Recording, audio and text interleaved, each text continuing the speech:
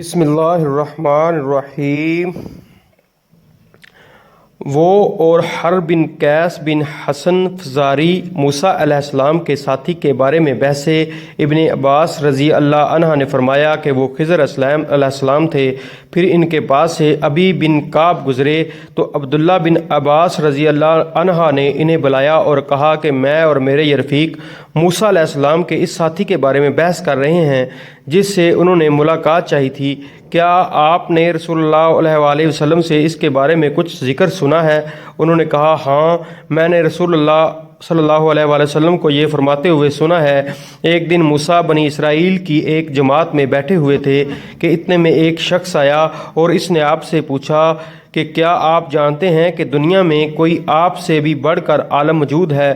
موسیٰ علیہ السلام نے فرمایا نہیں۔ اس پر اللہ تعالیٰ نے موسیٰ علیہ السلام کے پاس وحی بھیجی کہ ہاں، ہمارا بندہ خضر ہے جس کا علم تم سے زیادہ ہے۔ موسیٰ علیہ السلام نے اللہ سے دریافت کیا کہ خضر علیہ السلام سے ملنے کی کیا صورت ہے؟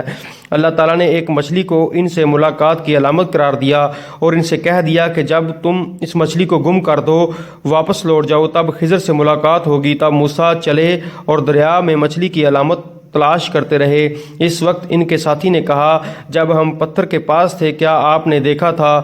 میں اس وقت مچھلی کا کہنا بھول گیا اور شیطان ہی نے مجھے اس کا ذکر بلا دیا۔ موسیٰ علیہ السلام نے کہا اسی مقام کی ہمیں تلاش تھی۔ تب وہ اپنے نشانات قدم پر پچھلے پاؤں باتیں کرتے ہوئے لوٹے، وہاں انہوں نے خضر علیہ السلام کو پایا۔ پھر ان کا وہی قصہ ہے جو اللہ نے اپنی کتاب قرآن میں بیان کیا ہے۔